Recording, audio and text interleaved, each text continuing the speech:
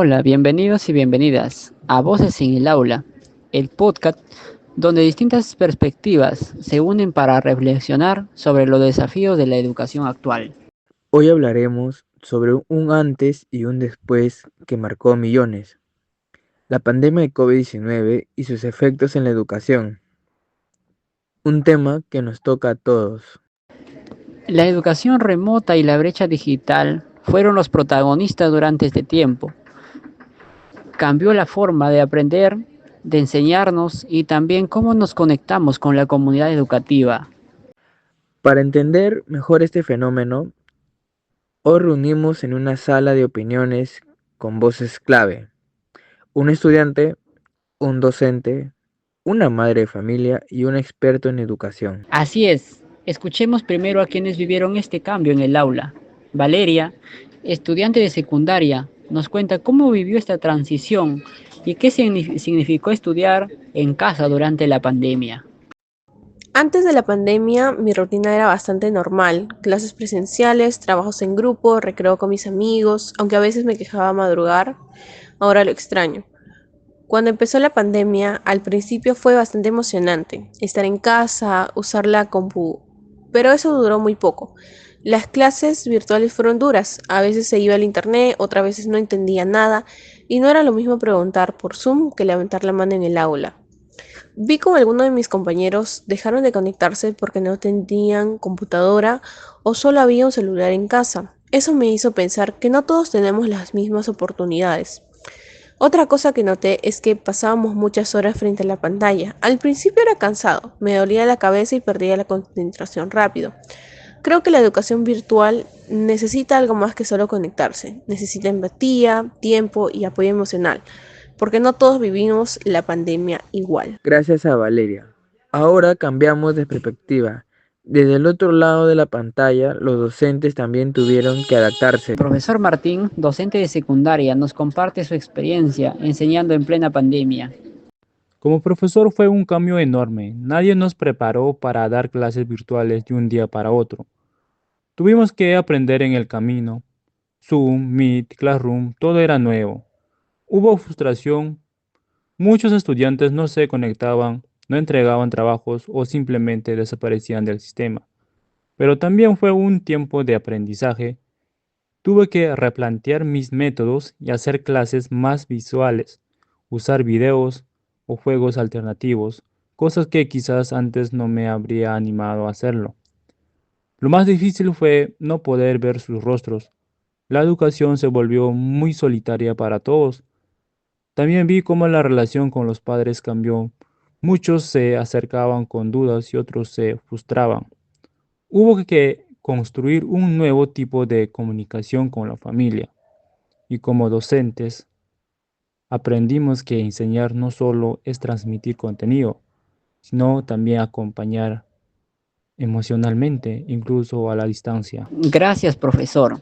Ahora damos un giro al ámbito familiar, donde también se sintieron los efectos de la educación remota. Escuchemos a Elena, madre de dos hijos, sobre cómo fue acompañar el aprendizaje desde casa.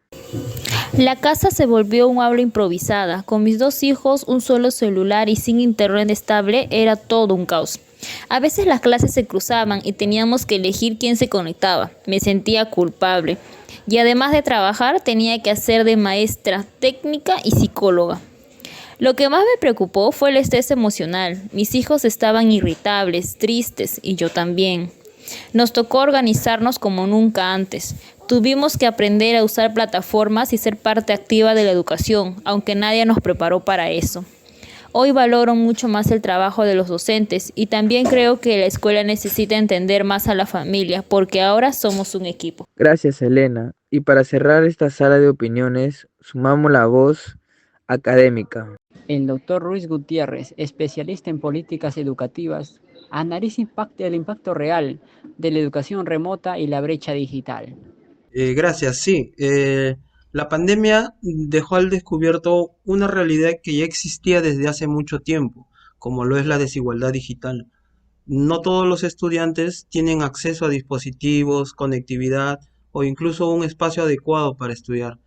Y eso no solo es un detalle técnico, sino que es una barrera real que afecta el derecho a la educación. Y muchas veces cuando hablamos de brecha digital, solamente pensamos en si alguien tiene o no internet, pero en realidad existen tres niveles, como lo es el acceso, el uso y la apropiación, en donde acceder es solo el primer paso. Luego viene cómo se usa esta tecnología, si realmente sirve para aprender, si hay acompañamiento, si se desarrolla pensamiento crítico. Y finalmente, pues, si las personas pueden apropiarse de ella, es decir, hacerla parte de su vida de manera significativa. Algo sí positivo que trajo la pandemia fue que empujó a integrar la tecnología en la educación, pero con esto también trajo algo negativo, es que no se hizo con equidad. Se avanzó, sí, pero sin mirar atrás, sin mirar quiénes quedaban fuera de esto. Y ahí es donde debemos detenernos, porque la educación digital no solo es una cuestión de tecnología, es también una cuestión de justicia social. Como dijo Manuel Castel, sociólogo español, profesor y experto en sociedad de la información, que la exclusión del acceso a Internet es una forma moderna de analfabetismo. Y tiene razón, ¿no? Si nos cerramos esas brechas desde la raíz, vamos a seguir reproduciendo desigualdades.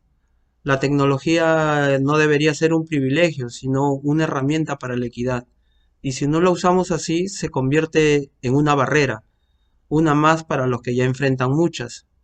Por eso, hoy más que nunca, necesitamos políticas, acciones y conciencia que pongan a las personas en el centro, no solo los dispositivos. Hoy escuchamos diferentes experiencias, todas válidas y necesarias.